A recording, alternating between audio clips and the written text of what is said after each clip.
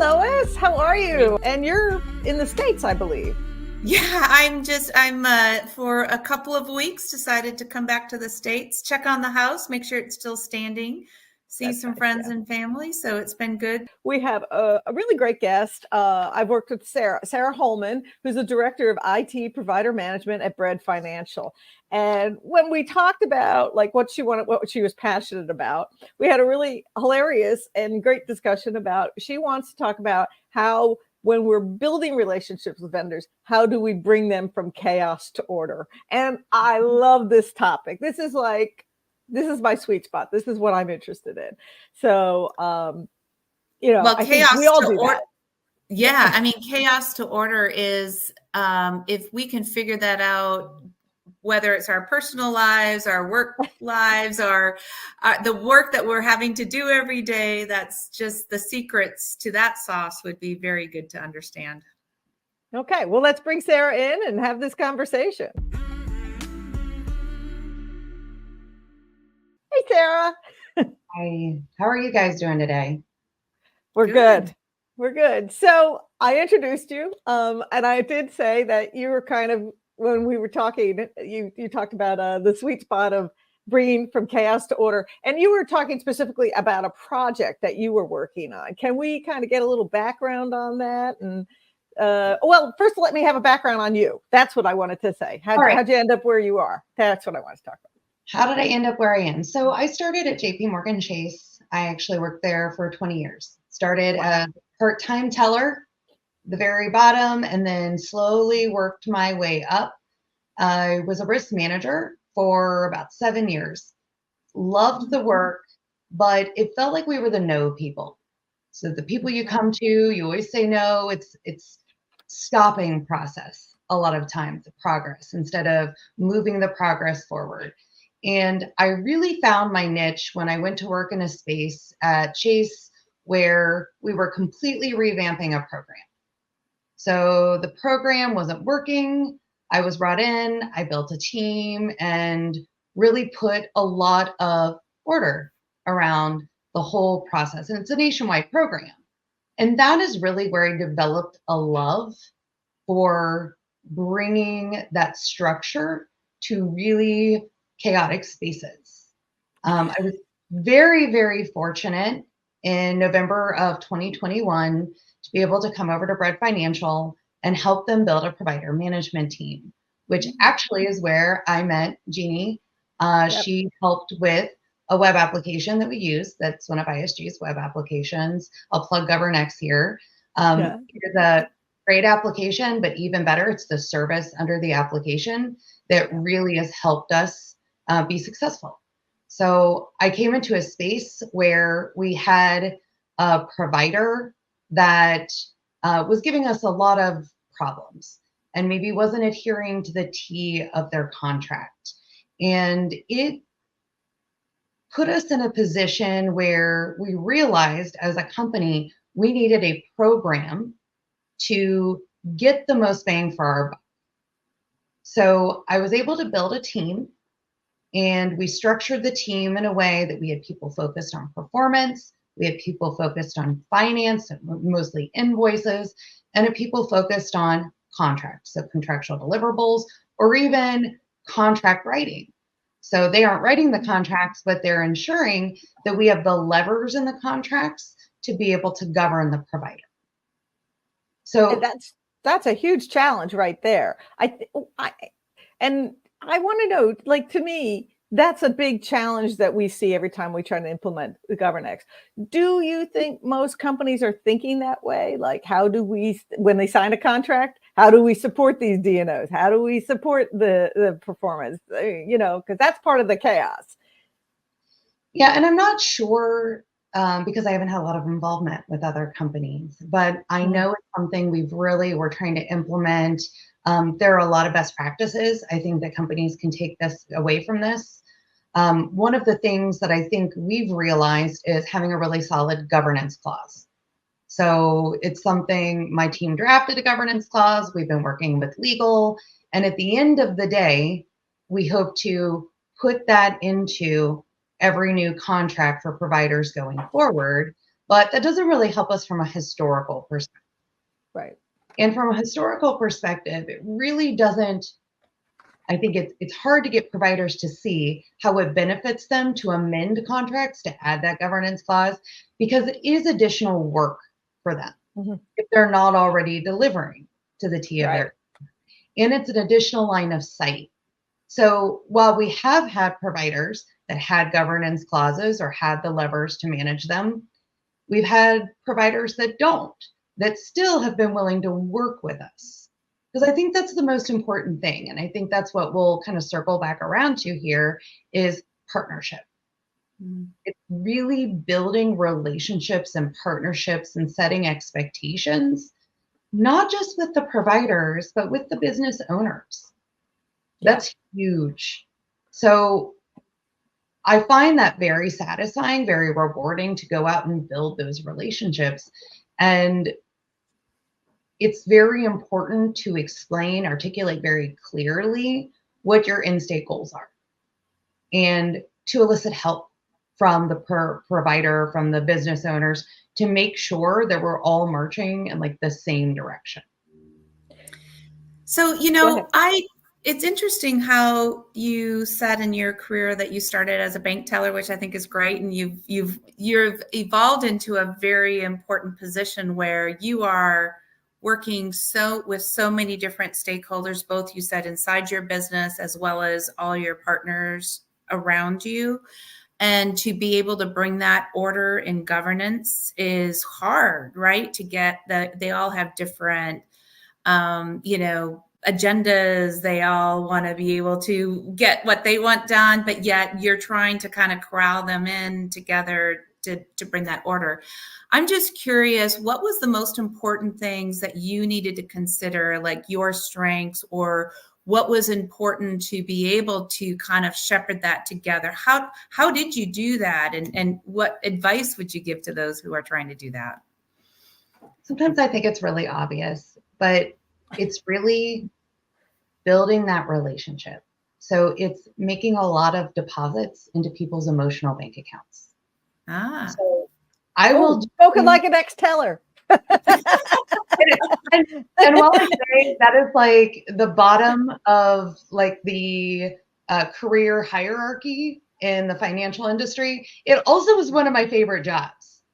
Don't get me wrong. And maybe that's part of the positions that I was able to start building those relationship building skills. So really building that relationship with the customer, doing the same thing, putting those deposits in the emotional bank account.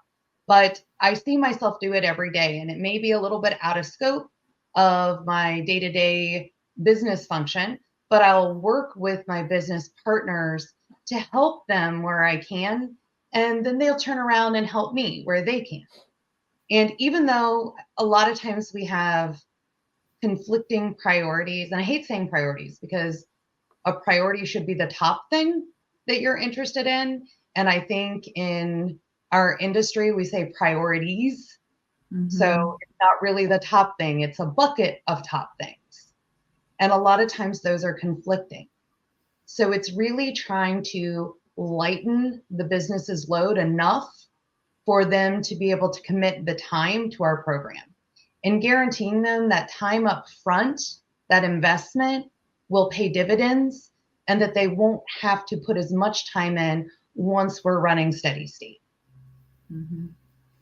So I was thinking about this, and I agree. You came in mid-contract, really, right? The contract has already been running. And so I was thinking, just from an operational in my past example, somebody has gone off at a very high level and signed off on this contract, and then they throw it to the operational team. So if you're starting from scratch, and I feel like, first of all, we need to know that contract's happening and the details of it and be part of that discussion. And I think that's where building the relationships, what are we saying? Putting those deposits in their emotional bank account. God, I love that expression. If we can build those prior to those contracts being implemented or signed, how would you go about that? I think that's a part of it, because I think building when you're in the middle of it is difficult enough. But when you're starting from scratch and somebody says, here, go make this happen. What's your? Yeah, I think that's a loaded question, and I can break it into a couple of parts. Okay. So there's the component that's in-house, and there's the component that's, out of our house. From an in-house component, it's really building a strong relationship with our procurement teams, with our legal teams, to make sure, and business partners, to make sure they're bringing us in during the redlining process. So that's a huge component. We do put some controls in place to try and give us a tip for maybe when a contract's in draft in case somebody didn't remember to engage us. We watch reporting, we watch for in-process contracts that aren't quite signed yet, and we try and plug ourselves in wherever we can. And that's kind of those controls and order we put around that chaos from a more systemic standpoint. Mm-hmm. So we work with the legal, we work with procurement. We also look at like interagency third-party guidelines. So that's something that we've created a checklist from there to be able to go through the contract review. And then also we have some basic levers. You always want to put the basic levers in there. You want to put, your short pay clauses and your termination clauses. So for cause or for convenience, it's a lot of it's personnel. We've learned, like making sure you have the right levers around personnel. Can we switch people out if we need to switch them out? Can we approve them when they're being hired? Those are huge to our relationship. From an external perspective, something that I've noticed a pain point is the sales team is often very different than the delivery team. So the relationship you build with the sales team doesn't always carry over to the service team. Yeah. So I'm not sure you can always build that relationship up front unless you get a hold of that delivery partner in the sales process and build that relationship there, which we have oftentimes, and that's great. But then it's at the very beginning setting those very firm expectations with the provider as soon as that contract is signed, letting them know, like, you are being governed. Here are the expectations, but here's the why. And a lot of times I'll remind the providers that it's not just about building this partnership and documenting everything to protect us, but it's also to protect them. True. And I think that's a big thing to hit on with the providers. It's like, I am there to help protect you as well, to make sure that you're covered. And I find that the providers come to me very often to deliver messages back to the business because they know that I will pull for them one way or the other, that I'm going to act as that fair intermediary liaison to make sure that the business is actually listening and that the provider is actually delivering. I think the tremendous efforts you put into this is not only, we've talked about a number of operational aspects to this, what's important, but the foundation that you've built is also incredibly important for sustaining yourself through so many challenges that we're going through. So whether it be macroeconomics, whether it be a pandemic, whether it be a security issue that might pop up, those foundations that you have in place will then help you weather those storms, to your point, to protect both Brad, but also to protect your service providers. Do you see that? Do you see that kind of sense of, we are now more comfortable and more resilient to how we operate moving forward? Or what do you see within your environment? Yeah, absolutely. And I hope I'm answering the question appropriately, but, a lot of us experienced the CrowdStrike Microsoft issue where I really saw those partnerships. I had a lot of the delivery partners reach out to us and say, how can we get involved? How can we help? Or if we're already involved, are we doing the right things? Are there things we could be doing better? And they reached out to me, which I'm not a technical person. I'll be open and honest about that. Like, I was brought in because I can put order around chaos. I know how to create a scalable, sustainable operational process. And that's what this really takes, is an operational process.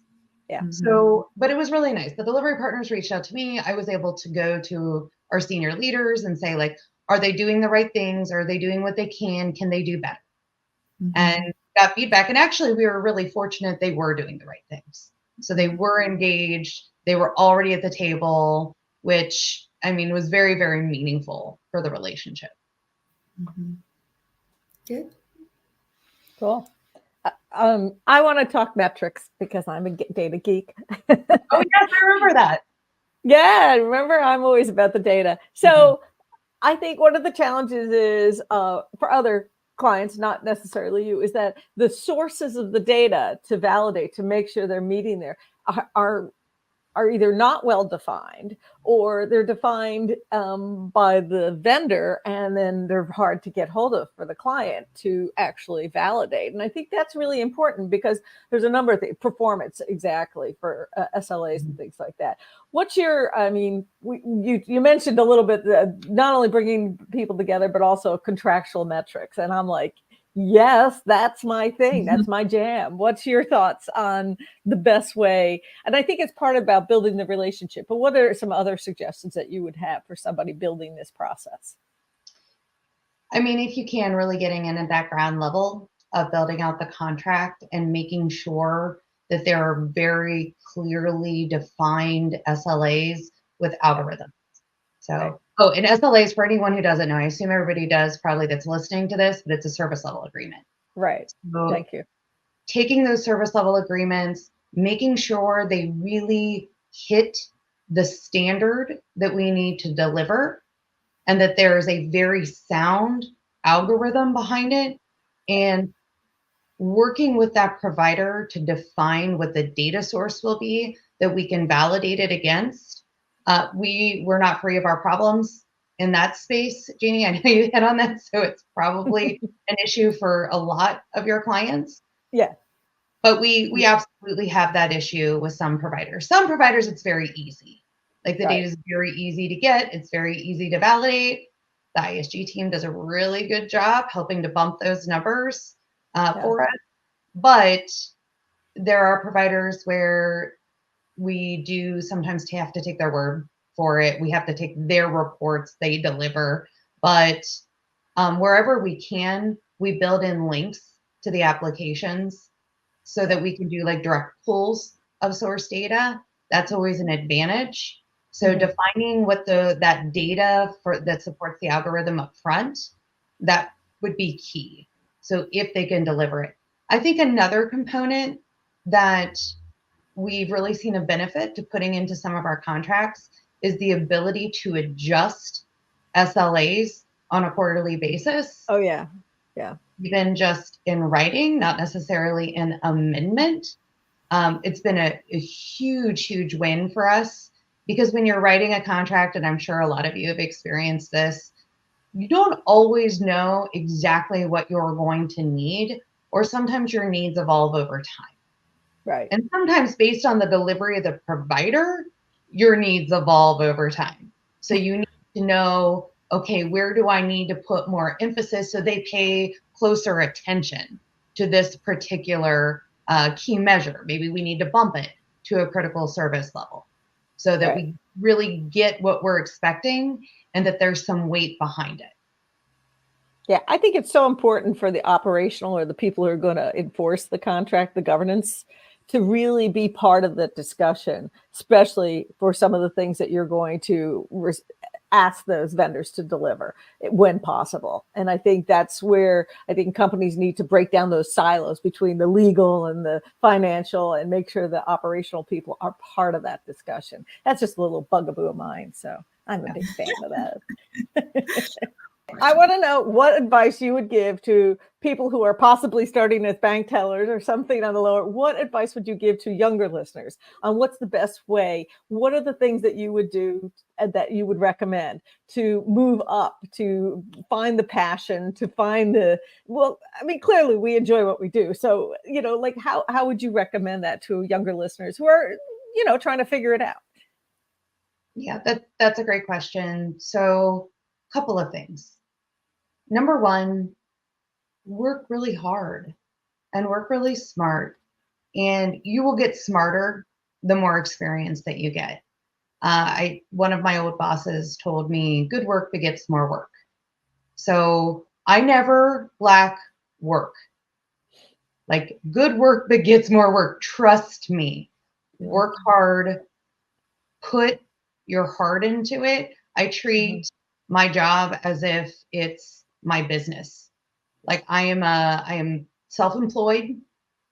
I'm an entrepreneur. I grew up in an entrepreneurial family. So it's really easy for me to look at my role that way. Sometimes to the point where I forget I have a boss because I operate. Which can go bad. Sometimes, no, it actually works really well where it's like, I really own this, like really own your work. But then I think another piece of advice that I received from a leader when I was in risk, I was listening to a town hall, so something very much like this, is make sure that you have a variety of tools in your tool belt.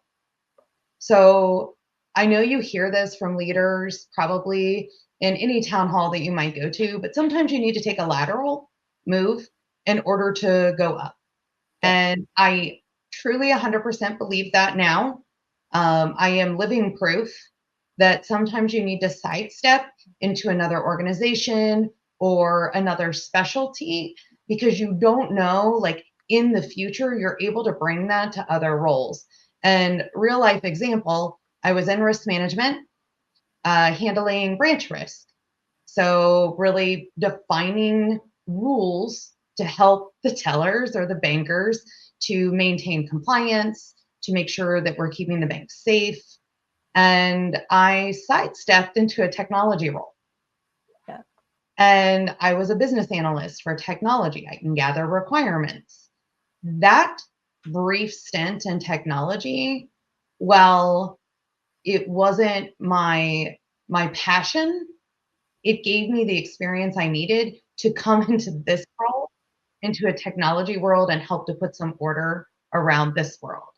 The last thing I would say is people. Like, really building strong relationships with people any chance you get. So not just in your realm, but across all facets of your company, because the more relationships you build, the more you open yourself up for new opportunities.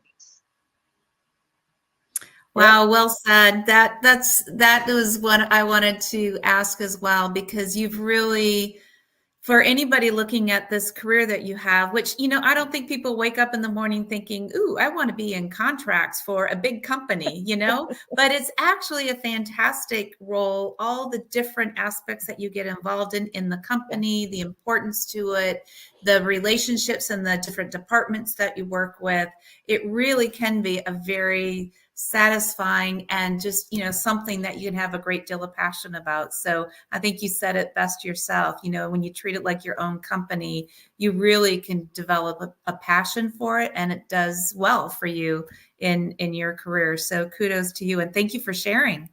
Well, and if I can be really transparent, I'm not passionate about contracts. I'm passionate about people. Yeah. I'm passionate about doing a good job, which is why I get excited sometimes about dorky things like metrics and contracts. But it's really, with metrics, it's sometimes to prove we're doing a good job. Really, the passion comes around the people. So I really am passionate about my team. I have surrounded myself with some of the most incredible, high-performing folks.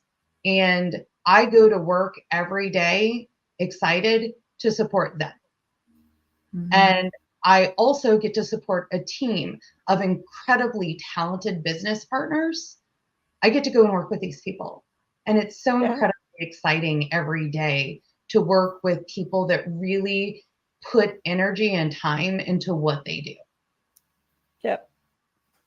Well, I don't think we could say it any better. So thank you so much, Sarah.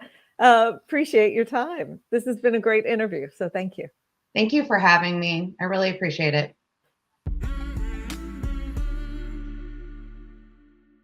Oh, that gets me revved up. Every time we do these interviews, we interview these really interesting women who have a really great approach to their work. And with Sarah, it's people. But I have to say, one of the things that I totally related to, she said, she was saying she fell into technology, but she can speak geek and she can speak to business people. And that's a real gift. That's a real a networking capability. And I've seen this in other roles as well. So so I just wanted to say and her approach to it, and we've talked about this as well. She's really excited about, even though her passion might not be contracts. Probably none of us go to school thinking, oh, I'm going to get into contracts. But the point that she's figured out what's really important to the company that she works for, she understands how she can bring this team of people together to support these leaders who she works with every day. And if you think about what we all would love to have in our careers, is be in that kind of position, be needed, be able to bring value. And the way she got there was very, strategic. She did some lateral moves. She figured out what she liked to do and where she thought she could have an impact. And then she worked really hard at it. So everybody can go through that path. They can take their journey. And it's great to see her take the journey that she had and the impact now that she has. Yep. Well, this is another great Digital Dish interview. And I think that's a wrap. All right. See you later, Jeannie. Thanks.